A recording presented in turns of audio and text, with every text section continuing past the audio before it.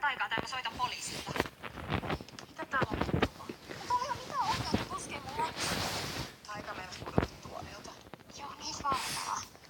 Puhuu totta, mä näin koko tilanteen. Eikö tässä ole kaikki ihan hyvin? No ei todellakaan oo. Sä jätät mun perheen rauhaa.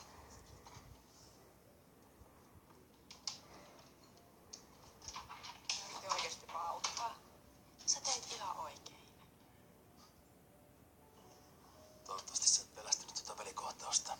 Sä olit ihana, kun sä puolustit tätä tyttöä. Joo, täytyy sitä joku pitää heikompia. Mitähän me voitais tehdä, että sä unohtaisit Pepin? No en mä unohda. Tää päivä taas todisti sen, että minä ja Sergei voida ikinä näyttäytyä yhdessä. Älä nyt luovuta. Pyytikin saa aina hirveät kilarit, kun näkee mut. Samoin sun ihan poikaystäväs. Sebastian tuskin on yhtä uppiniskainen kuin Peppi. Muuttihan se mielensä munkin suhteen. No sä et olekaan vainannut niiden perhettä. Tuommoiset asiat kannattais jo unohtaa. Sergei ja Eliaskin on antanut sulle jo anteeksi. No onnekseen tää ne. Mun on ihan turha odottaa hyväksyntää Sebastian varmasti muuttaa mielensä vielä sun suhteen. Onhan senkin tajuttava, miten mukava tyyppi mun kämppis on.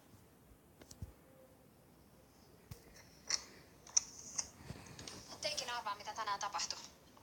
Mä käänsin hetkeksi selän, niin Marianna oli heti Taikan kimpussa. Kävikö se siinä käsiksi? No, ei nyt varsinaisesti, mutta piti ihan pokkana sylissä. No eipä kuulosta kovin vaaralliselta. Puolustelet sä sitä? En, mutta kai se nyt joku syy oli, miksi otti Taikan syliin. No ei oo mitään syytä, että se hullu sais koskea mun tyttäreen. Marianalla on aina selitys valmiina tilanteessa kuin tilanteessa. Niin, turha kuvitella, että ne uppoo muuhun. Se on pidettävä tiukkaa linjaa sen kanssa. Onneksi tää yksi luupää tuli järkisi sen suhteen.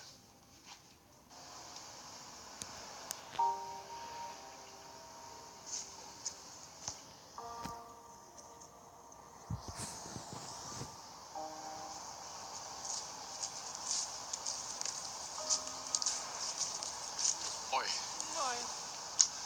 sori kun kesti Oliverilla niin paljon asiaa, että huhhuh. Niin oli Pepilläkin eilen. Mä kuulin sitä hässäkästä, mitä siellä oikein tapahtui. Taika meinas pudota tuolilta ja mä nappasin sen syliin. Mä tiesin, että Peppi kilahti ihan turhaan. Kiitti kun jeesasit. Tiedä miten pahasti Taika on satuttanut itsensä. Peppi oli kaikkea muuta kuin kiitollinen. Se kuuli, että mä keksin kaiken päästä. No se nyt on sellainen, että se ottaa kierroksia välillä ihan kaikista. Varsinkin musta. Niin kuin veljeskin. Monika Raukka uskoo saavansa vielä Sebastiani hyväksyy mut. No niin, uskonkin. Ja mä aion mennä puhumaan Sebastianille järkeä vielä tänään. Kiitos avusta, mutta sä oikeesti hukkaat vaan aikaas.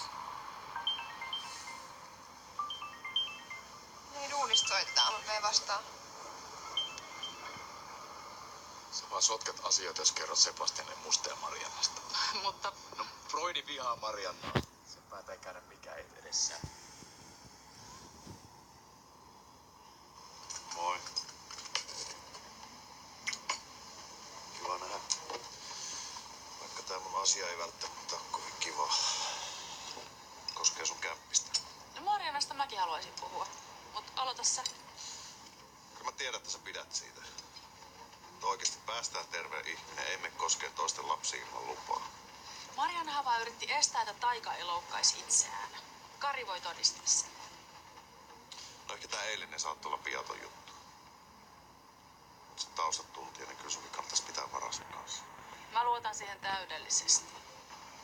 No eihän mä tietysti voi vaikuttaa siihen, että kenen kanssa sä aikaa vietät. Kyllä mä ihan oikeesti huolestuttaa, että se satuttaa vielä suakin. Heitänkö mä sen pihalle? Sergeen kannalta se olisi viisaita. Mä en oikein tykkää siitä, että ne kaksi pyörii samassa rapussa. No sehän se vasta maailmanloppu olisikin, jos ne palaisi yhteen. No niin olis. Ainakin Sergei joutuisi heittää hyvästi Taikalle.